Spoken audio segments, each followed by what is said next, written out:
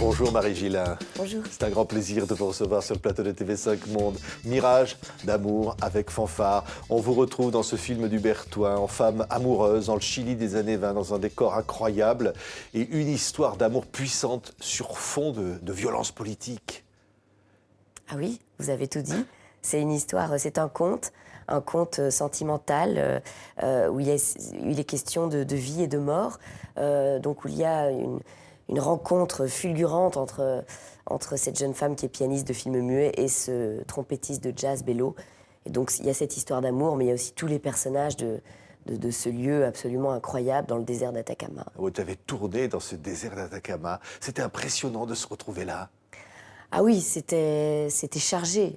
On a tourné dans une ville minière, puisque le film se passe dans une ville de salpêtre, où à l'époque, ils allaient chercher de la salpêtre dans le sol, qui s'appelle Humberstone, qui existe toujours aujourd'hui, qui est une ville musée. Et on a eu la chance de tourner dans ce lieu incroyable, où on a vraiment tourné dans la maison du village. Il y avait les scènes où je double le film de cinéma. C'était une salle de cinéma, donc tout ça a été réaménagé pour le film. Et donc le lieu était vraiment magique parce que ça transperçait, enfin l'histoire transpirait de partout. Oui, il y a un souffle romanesque et épique. Regardez, donc ce mirage d'amour. Il était une fois, dans le Chili des années 20, une cité minière dans le désert d'Atacama, appelée Pampa Terminal. Mamma, si, sono io. Écoutez-la. Tu sais ce qu'il lui faut à ta fille? Trouver un bon gars. Je m'appelle Vello Sandalio, musicien de jazz.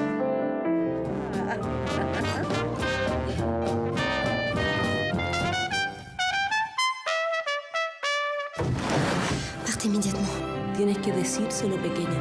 ¡Le vi a los terroristas!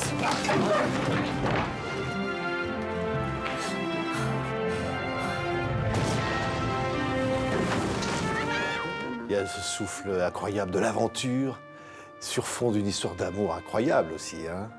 Oui, c'est une histoire au départ improbable, comme beaucoup d'histoires d'amour, puisque cette hirondelle que j'incarne est un peu une vieille fille. C'est la vieille fille du village, mais en même temps, c'est la jeune femme convoitée par tous les hommes du village. Mais elle n'a jamais connu l'amour, et donc elle rencontre ce trompettiste de jazz qui est un peu, entre guillemets, un mauvais garçon. Et cette rencontre va être incroyable. En plus, ils vont se rencontrer la nuit, donc elle ne va pas voir son visage. Donc après, elle va le chercher, et puis elle va finir par le retrouver. Il y a le personnage du père, qui est incarné par Jean-François Stévenin, qui lui est vraiment la figure révolutionnaire, un peu... Anarchiste, passionné, il veut changer le monde. Il veut changer le monde. Il y a ses musiciens autour.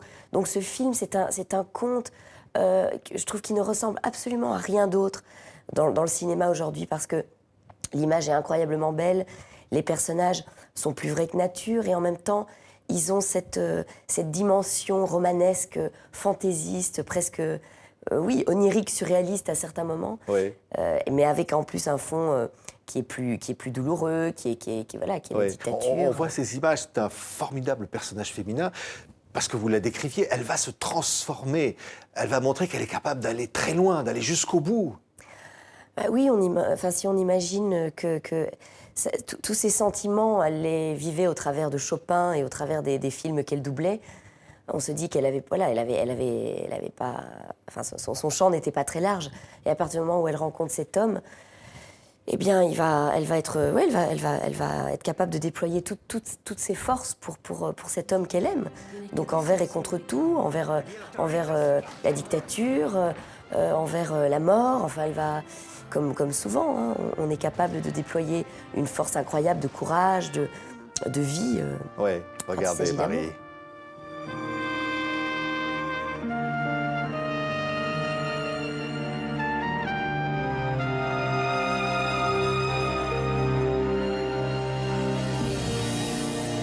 Scénario de Bernard Giraudot, Bernard Rapp. C'est aussi ça, l'histoire de ce film. C'est un film passion par ces personnages qui, hélas, n'ont pas pu faire ce film. Bien sûr, au départ, c'est le film de Bernard Giraudot. C'est lui qui l'a écrit, c'est lui qui l'a porté dans son cœur.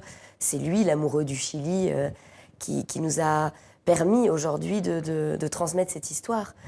Donc nous, on est un petit peu des messagers, d'une certaine façon. Mais c'est ça que je trouve extraordinaire, c'est la force et l'engagement avec lequel Hubert Thoin, notre réalisateur, a porté cette histoire. Il avait rencontré Bernard Giraudot, moi aussi j'avais rencontré Bernard. Cette histoire, elle était magnifique et on voulait que ce film existe. Et voilà, elle n'a été possible que par des gens passionnés. Tous les gens qui ont fait le film, Carlo Varini, le chef opérateur du film, qui malheureusement aujourd'hui n'est plus là, mais qui a été un compagnon de voyage avec Hubert Thoin incroyable. Donc tous les gens de ce film, oui. Je pense que c'est ce qui transparaît dans cette histoire, cette espèce de souffle de générosité aussi. C'est que, voilà, il y a eu tous ces porteurs d'histoire qui sont... Qui vous avez choisi, qui voulaient tourner avec vous, Marie, et c'est cette fidélité-là que vous leur offrez aujourd'hui. Oui, bien sûr, c'est moi, vraiment l'engouement que j'ai eu pour cette histoire quand je l'avais lue. Je trouvais que ça ne ressemblait à rien d'autre. Il y avait une poésie. Je trouve que le mot poésie est souvent galvaudé, mais je trouve que dans ce film, il y a une vraie poésie. Et la poésie, c'est un exercice qui n'est pas facile, parce que pour qu'il y ait de la poésie, il faut qu'il y ait de la vie, et il faut qu'il y ait une ambivalence. Et il y a vraiment cette ambivalence de vie, de mort, de légèreté. C'est un peu comme les ballons qu'on voit dans la bande-annonce qui s'enflamment et qui partent dans le ciel. C'est un petit peu ça aussi. Oui. On va voir une scène de ce film. Vous faites passer une audition pour cette fameuse fanfare. L'amour, c'est ça, c'est le déclencheur, simplement un regard. Ça vit comme ça. Oui, puis l'amour, c'est la vibration. Alors ce qui est beau, c'est qu'elle est confrontée à des musiciens. Et la musique, c'est le cœur qui bat. Donc c'est vraiment... je pense que tous les aspects de ce film, que ce soit la musique, le décor, sont comment dire, des éléments qui grandissent encore plus la tension romanesque du film. Oui, regardez. Una de las mejores orquestas del norte, por no decir la mejor.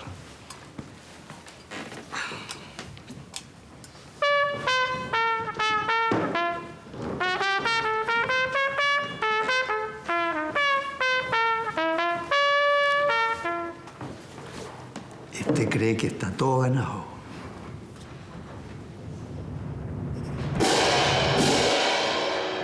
César! Votre nom, monsieur? Je vous l'ai dit, ma petite dame. C'est ça, hein? C'est l'amour, simplement. Non, mais c'est drôle, quand je la vois là, j'ai l'impression que c'est vraiment elle, la porcelaine au milieu d'éléphants. Enfin, pas dans le sens physique du terme, mais c'est des personnages qui sont très hauts en couleur. Ils ont tous leur fantaisie. Ils ont tous une âme d'enfant. Et moi, quand je le vois là, je me dis, toutes les femmes doivent craquer. Il est quand même craquant, non, cet Eduardo Pacheco. On vous comprend, ouais. Vous craquez comme ça, c'est des coups de cœur. On va vous voir au théâtre, la Constellation au Petit Saint-Martin à Paris. C'est encore un coup de cœur, cette pièce de théâtre, Marie Gillin? Oui, c'est un coup de cœur. C'était pas du tout signé d'avance. Je pensais que j'allais pas faire de théâtre avant longtemps. Depuis la Vénus à la fourrure que j'ai quand même portée pendant 1 an et demi avec Nicolas Briançon. Et on m'a envoyé cette pièce. J'ai rencontré le metteur en scène Marc Paquien, le comédien Christophe Paou qui est mon partenaire. Et j'ai été vraiment... j'ai eu un coup de cœur pour cette écriture. C'est encore une histoire d'amour, mais une histoire d'amour voilà, qui est un peu comme des constellations. Elle se situe dans l'espace. Il y a un rapport au temps qui est assez éclaté, mais... on est encore dans les méandres de l'amour et des rencontres.